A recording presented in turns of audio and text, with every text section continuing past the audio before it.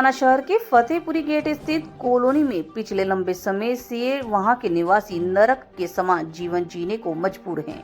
मोहल्ले वासियों का सब्र का बांध अब टूट चुका है। सीवरेज की गंभीर समस्या से त्रस्त दर्जनों पुरुषों ने नगर परिषद कार्यालय पहुंचकर जमकर प्रदर्शन किया और प्रशासन के खिलाफ नारेबाजी की। मोहल्ले वासियों ने दो टूक शब्दों में चेतावनी दी है, यदि 3 दिन में समाधान नहीं हुआ तो शहर में बड़ा आंदोलन किया जाएगा। प्रदर्शनकारियों ने बताया कि यह कोई पहली बार नहीं है जब उन्होंने गुहार लगाई। कुछ दिनों पहले भी नगर परिषद का घेराव किया गया था, जिस पर परिषद के अधिकारियों और आयुक्त ने मौके पर पहुंचकर स्थिति का जायजा भी लिया। उस समय जल्द समाधान का ठोस आश्वासन भी दिया गया, लेकिन दिन बीतने के बाद भी स्थिति जस की तस बनी हुई है। गलियों में बहते गंदे पानी और बदबू के कारण स्थानीय लोगों का पैदल चलना दूभर हो चुका है। नगर परिषद घेराव के दौरान मोहल्ले वासियों ने प्रशासन को 72 घंटे का अल्टीमेटम दिया है।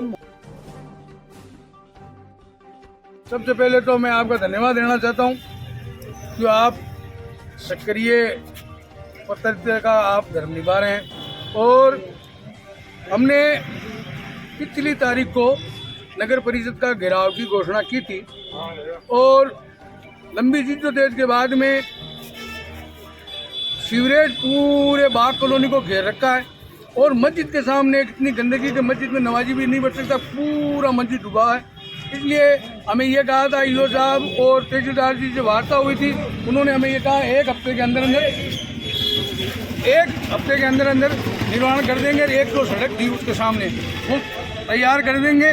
उसके बाद में भी आज इतने टाइम हो गया, सुचारू रूप से कुछ व्यवस्था तो हुई है, मन बाकी जो सड़क वाला टुकड़ा था, एक वो जो पानी का डैम था उसके अंदर जाए, कोई डूब के मर जाए, कोई जानवर आ जाए, पुला पड़ा है। इस तरीके से हम नगर पालिका अभी आए हैं। ईओ साहब अजमेर गए हुए हैं, हमने अवगत करा दिया है। अगर तुरंत प्रभाव से 2 दिन के 3 दिन के अंदर हमारा काम नहीं होगा तो हम धरना देकर अनिश्चितकालीन नगर पालिका का धरने पर यहीं बैठेंगे, नगर पालिका का घेराव करेंगे। अगर हमें इस तरीके से आने वाले समय में रमजान आ रहे 18 तारीख को, इसलिए हमारी हालात बहुत खराब है, इसलिए हम नगर पालिका मिलने के लिए आए। जिस तरह देखा जाता है कि पूर्व में नगर परिषद का घेराव किया गया था, घेराव से पहले भागीरथ यादव प्रत्येक वार्ड में गए थे, वहाँ की व्यवस्थाएं देखी थी तो उनके साथ 100-200 लोग चल रहे थे। जब घेराव की बात आई तो वो सब लोग गायब हो गए।